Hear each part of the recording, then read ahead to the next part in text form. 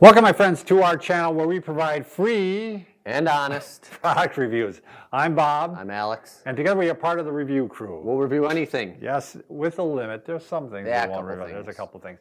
Okay, today we're going to talk about the kettlebell, the single best exercise for back and leg strengthening at home. I've become a big fan of this because I saw it actually in a book, The 4-Hour Body, by Tim Ferriss, and there's some people that actually use this as one of their primary exercises. It's like one of the few exercises they do, and they lost weight and they got really buff. Sure. So, but it's really great for, I've been using it really good for back and leg strengthening. So what I'm going to do first is I want to show you the way we recommend you do it, because if you, it's a kettlebell swing is the actual exercise.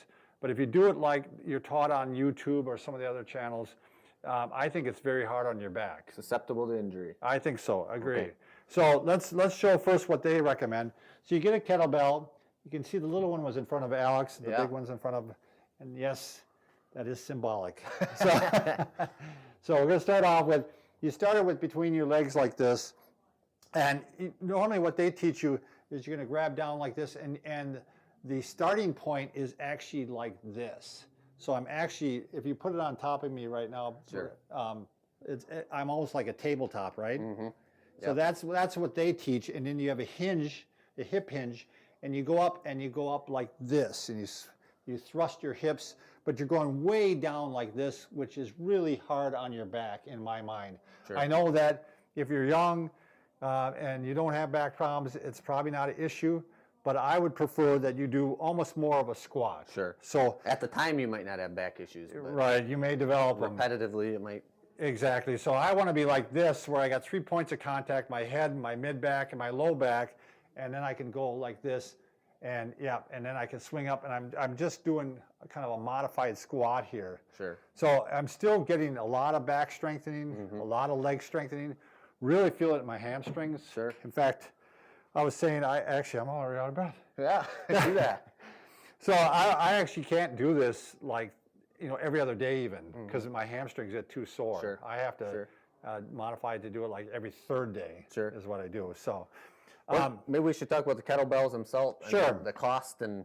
Sure. This is from Can-Do. This is a Can-Do kettlebell. Yeah, this is a Can-Do. There's a lot of different brands. This one is, how much did we decide? Oh, we wrote over there. $34.65. I can see it to the side. Wow, $34.65.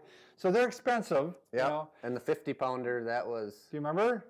$65.99. $65.99. You just pulled that out of a hat. Free shipping. I don't know how they do that. I don't know either, because I think actually when I bought this one, I paid less, but I paid about that much for shipping, so it all evens out. Sure.